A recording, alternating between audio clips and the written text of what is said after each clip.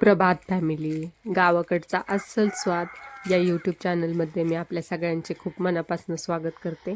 आपण आपल्या चॅनलवरती पारंपरिक पद्धतीने बनवलेल्या रेसिपी आणि गावाकडचा खूप सुंदर असा निसर्ग आपल्या व्हिडिओमध्ये दाखवत असतो. तर अशाच पारंपरिक पद्धतीच्या रेसिपी आणि खूप छान असा निसर्ग पाहण्यासाठी आपल्या चॅनलला लाईक, शेअर आणि सबस्क्राईब करा. तर आज आपण मटण रस्सा भाजी बनवणार आहोत.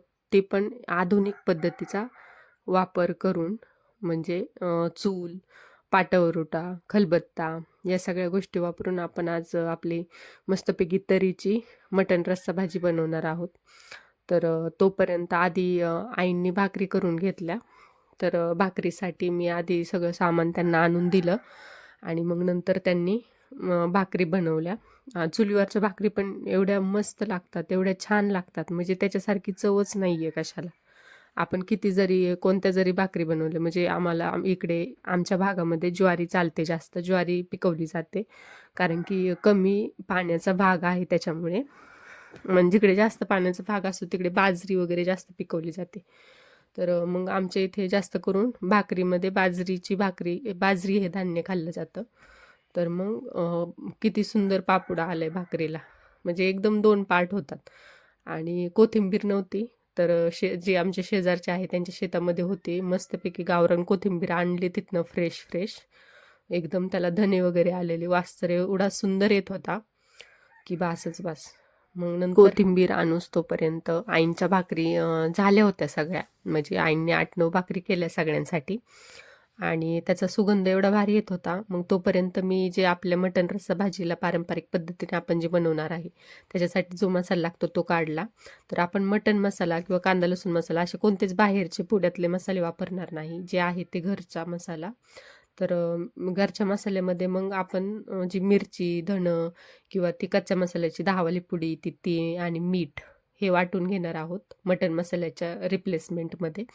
आणि नंतर ओलं खोबरं, तांदूळ, परत धणी, हरभऱ्याची डाळ, बाजरी आणि सौदा मसाला हे आपण येसूर जो बनवणार आहोत, म्हणजे मिक्स होण्यासाठी सगळ्या गोष्टी. तर तो येसूर पण आपण बनवून ठेवणार आहोत.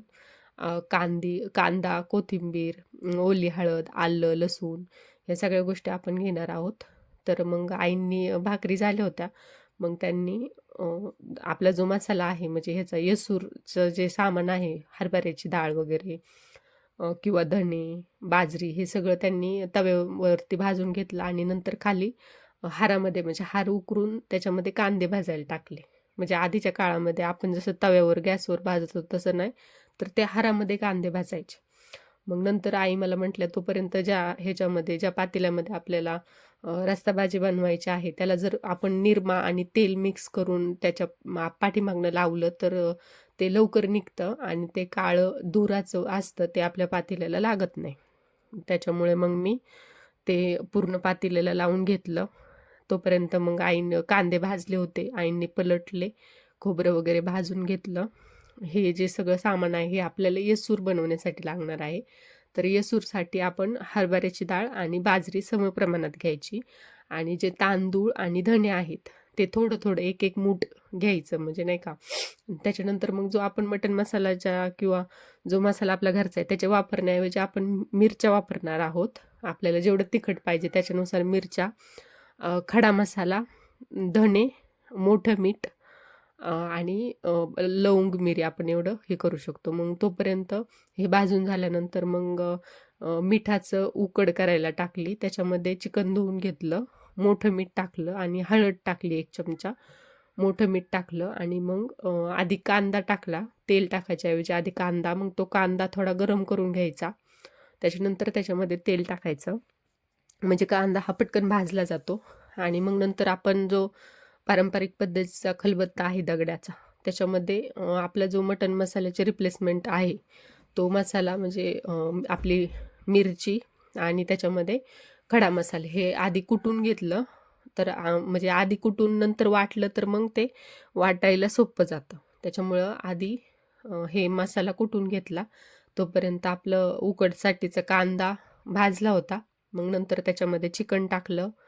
मग चिकनमध्ये हळद आणि मीठ टाकली होती, त्याच्यामुळे काय आता परत वरून टाकायची गरज नाही आहे. मग ते परतून घेतलं व्यवस्थित. जेवढं परताल तेवढं ते मिक्स होतं. त्याच्यानंतर त्याच्यावरती झाकण ठेवलं म्हणजे आणि मग वरनं पाणी ओतलं. जर पाणी आपण आता ही वरचं पाणी आता हे तापतं त्या वाफेने आणि आतमध्ये चिकन पण उकडलं जातं. चिकन पटकन एक 15 ते 20 मिनिटात उकडलं आणि मग तोपर्यंत आईंनी जो खलबत्त्यामध्ये मसाला कुटला होता, मग आपल्या मटण मसाल्याच्या ऐवजी आपण जो वापरणार आहोत किंवा मिरचीच्या ऐवजी जे वापरणार तो वाटून घेतला. नंतर खोबरं, हळद आणि आलं टेचून बारीक करून घेतलं त्यांनी. ते आधी टेचावं लागतं आणि मग नंतर ते वाटावं लागतं. जर तसं वाटायला गेलं तर ते वाटलं जात नाही, सटकतं वाट्यावरनं.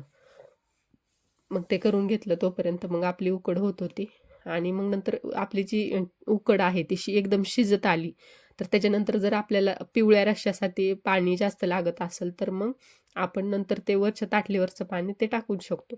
पण एकदम 80% जेव्हा शिजेल तेव्हा टाकायचं, तेव्हाच ती भारी उकड होते. हा उकडचा सिक्रेट फॉर्म्युला आहे. त्याच्यानंतर मग आईने कांदा, लसूण, कोथिंबीर आणि मोठं मीठ हे सगळं एकत्र वाटून घेतलं आणि जर आपण चुलीमध्ये कांदा भाजला तो काळा होतो, म्हणून मग आपला जो मटण रस्सा आहे तो काळा रस्सा आपण म्हणतो ना, काळ्या रश्श्याची मटणची भाजी, त्याच्यामुळे तो काळा होत असतो. मग आई वाटत होत्या, मनी मेव आमची मेव मेव करत होती, तिला वास येत होता मटणचा. आणि मग नंतर मी पाहिलं तोपर्यंत उकड शिजली आहे का, तर हां शिजली होती. मी पाणी पण ओतलं होतं. तर मग आता ती उकड दुसऱ्या पातेल्यात काढून ही जे पातेलं आहे त्याच्यातच आपण जी रस्सा भाजी आहे ती बनवणार आहोत.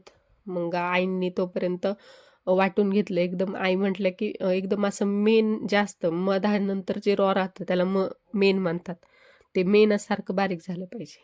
मग नंतर ते पातेलं ठेवलं, त्याच्यामध्ये भरपूर तेल ओतलं. जेवढं आपण तेल जास्त टाकू तेवढं आपली भाजी चविष्ट होते.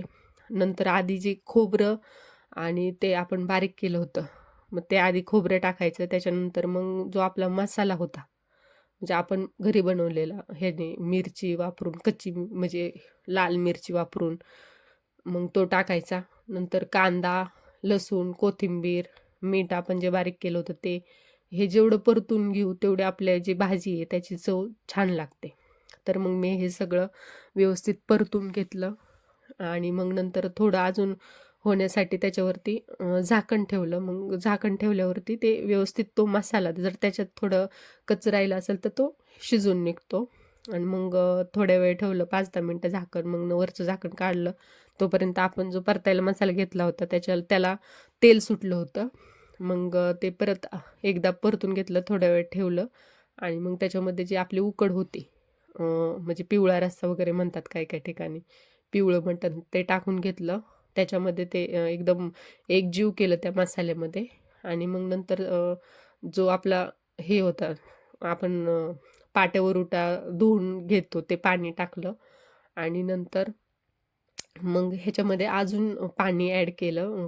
म्हणजे कळशीमध्ये मी गॅसवरनं पाणी गरम करून आणलं होतं, तर कोमट किंवा गरम पाणी आपण टाकलं तर भाजीला अजून छान चव येते. नंतर मग जो आपण येसूर बनवला होता म्हणजे मिळून येण्यासाठी, तो येसूर टाकला आणि मस्तपैकी आपली ही जी रस्सा भाजी आहे ती झाली आहे. एवढी सुरेख आणि मस्त, म्हणजे अजून जरी किचनमध्ये पातेलं ठेवलं तर सगळीकडे घमघमाट येतो. तर थँक्यू सो मच आपला व्हिडिओ शेवटपर्यंत पाहिल्याबद्दल. असंच आपल्या चॅनलला सपोर्ट राहू द्या. प्लीज लाईक, शेअर आणि सबस्क्राईब करा. Thank you so much.